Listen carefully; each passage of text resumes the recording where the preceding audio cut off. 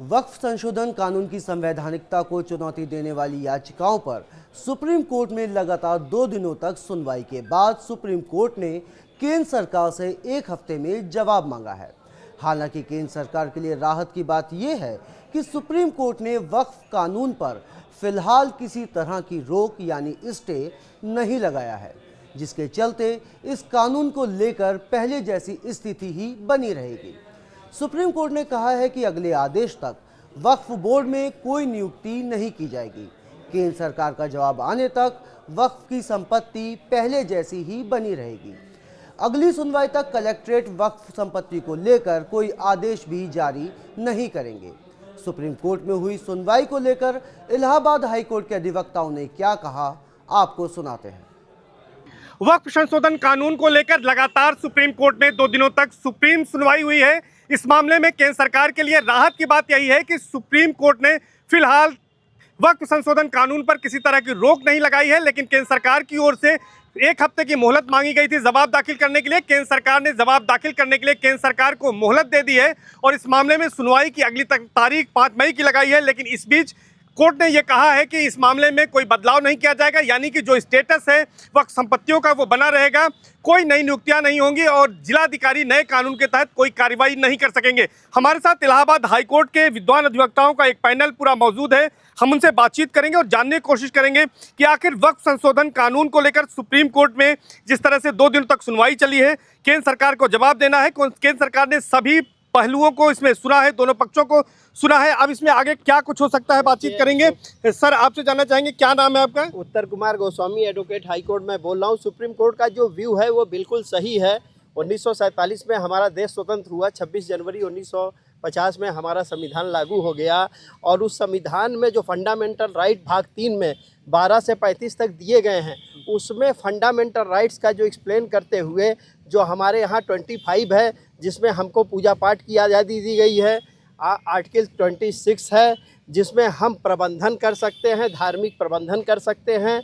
Article 27 में है जिस ऐसे प्रबंधन में किसी प्रकार का कर नहीं लगेगा। इसी के साथ साथ अल्पसंख्यकों को भी राइट दिया गया है कि उनकी, चूँकि हमारा जो भारत का संविधान डिजाइन किया गया, सेंट्रल हॉल में जो हमारा संविधान लिखा गया, 395 आर्टिकल मेंशन किए गए, उसमें भाग 3 और भाग 4 विशेष महत्व रखता है, जिसमें राज्य की लायबिलिटी डीपीएसपी भाग 4 में वर्णित है, जो आर्टिकल 35 से प्रारंभ करते हैं। जिसको लेकर के जो सुप्रीम कोर्ट का कहना है, वो बिल्कुल सही कहना है कि संविधान separation and power and check and balance पे डिजाइन किया गया है।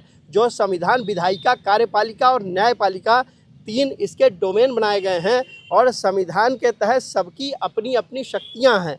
आर्टिकल 32 के तहत सुप्रीम कोर्ट ऑफ इंडिया को और आर्टिकल 226 के तहत भारत के संविधान के तहत उच्च न्यायालयों को अपने अपने स्टेट में यह शक्ति प्रदान है कि जो भी फंडामेंटल राइट का हनन करेगा। आर्टिकल 30 क्या इस मामले में क्या किसी तरह का फंडामेंटल राइट का वायलेशन हो रहा था? सुप्रीम कोर्ट की आज जो सुनवाई हुई है, जिस तरह की स्थिति है, सर पहले नाम बताएं फिर बताएं कि क्या इसमें उचित है। मैं योगेंद्र पांडे, इलाहाबाद हाई कोर्ट का अधिवक्ता हूँ। देखिए, ऐसा है कि जो वक्फ सेंट्रल गवर्नमेंट ने वक्फ एक्ट संशोधन एक्ट पास किया है, संसद ने पास किया है और संसद के दोनों सदनों में इस पर बाकायदा चर्चा हुई है। आर्टिकल 368 के तहत और सांसदों ने इस पर अपनी बात रखी है। सभी सांसदों को मौका दिया गया है और कहीं न कहीं केंद्र सरकार यह इसको ऑब्जर्व कर रही है कि वक्फ की जितनी भी प्रॉपर्टी है वो उसको चिन्हित होना जरूरी है ताकि वो भी सुरक्षित हो सके। माइनॉरिटी का मामला है, अगर प्रॉपर्टी सुरक्षित हो सकेगी तो वो उनके हित में है। मतलब आपका कहना है कि कानून जो बनाया गया है वो नियम और संविधान जो कहता है उसके दायरे में बनाया गया है। अब सुप्रीम कोर्ट में सुप्रीम सुनवाई हुई है, इसकी अगली सुनवाई की तारीख तय हो गई है। राज्य सरकार को, केंद्र सरकार को जवाब देना है। क्या कहेंगे इस पूरे मामले में जो सुनवाई हुई है? मैं Sarvesh Pandey, advocate high court. मेरा ये कहना है कि ये मुद्दा बहुत संवेदनशील है। जो भी सुप्रीम कोर्ट का जजमेंट आएगा वो सोच विचार कर और पूरे तह तक जाकर तब आएगा। अभी जो निर्णय आया है वो अच्छा है। अभी तक सर कोई रोक नहीं लगाई है सुप्रीम कोर्ट ने किसी तरह की, लेकिन जवाब मांगा है केंद्र सरकार से और ये कहा है कि जो स्टेटस को है वो बना रहना चाहिए। तो अभिषेक जी, आप ये बताइए कि इस मामले में सुप्रीम कोर्ट जो सुनवाई हुई है, दोनों पक्षों को सुना है सुप्रीम कोर्ट ने, कहाँ तक आपको लगता है कि ये लड़ाई जाएगी? देखिए, ऐसा है कि जब एक पिटीशन फाइल होती है तो उसमें जो भी लोग जो जिनके साथ दिक्कत होती है वो लोग फाइल करते हैं। तो इसीलिए सरकार को मौका दिया कि सरकार उन बातों का जवाब दे कि उसमें जो भी आर्ग्यूमेंट्स रेज किए गए होंगे।